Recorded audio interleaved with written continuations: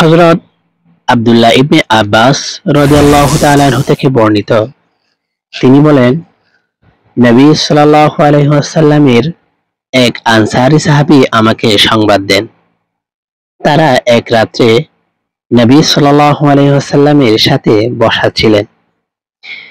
এমন সময় একটি নক্ষত্র পতিত হয়ে আলোকময় হয়ে ওঠে।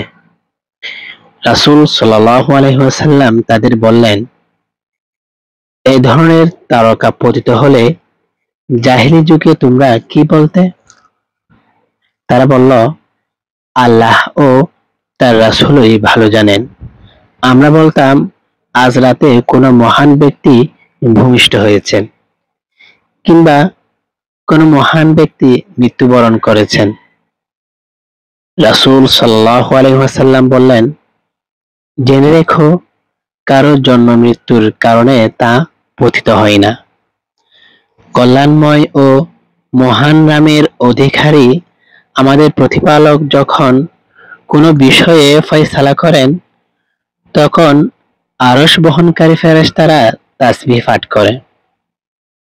তারপর তাসবিহ পাঠ করে সেই আকাশের অধিবাসীরা, যারা তাদের পার্শ্ববর্তী। পরিশেষে তাসবিহ পাঠের ধারা এই প্রথম আসমানের অধিবাসীদের পর্যন্ত পৌঁছে। এরপর আরশ বহনকারীদের পার্শ্ববর্তীরা আরশ বহনকারীদের জিজ্ঞেস করেন, তোমাদের প্রতিপালক কি বললেন? তখন তিনি কি বলেছেন তা তারা জানিয়ে দেন। বর্ণনাকারী বলেন, পরে আসমানসমূহের অধিবাসীরা একে অপরকে জিজ্ঞেস করে। পরিশেষে এই সংবাদ সর্বনিম্ন আকাশে পৌঁছে। সে সময় জিনেরা অতর্কিত গোপন খবর শুনে নেয় এবং তাদের দূষর জ্যোতিষীদের নিকট পৌঁছিয়ে দেয়।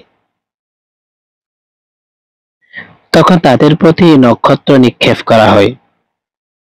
তাই যা তারা ঠিকভাবে নিয়ে আসতে পারে তা সত্যি হয়, তবে তারা তাতে নিজেদের পক্ষ থেকে অনুমান করে কথা সাজিয়ে যোগ করে।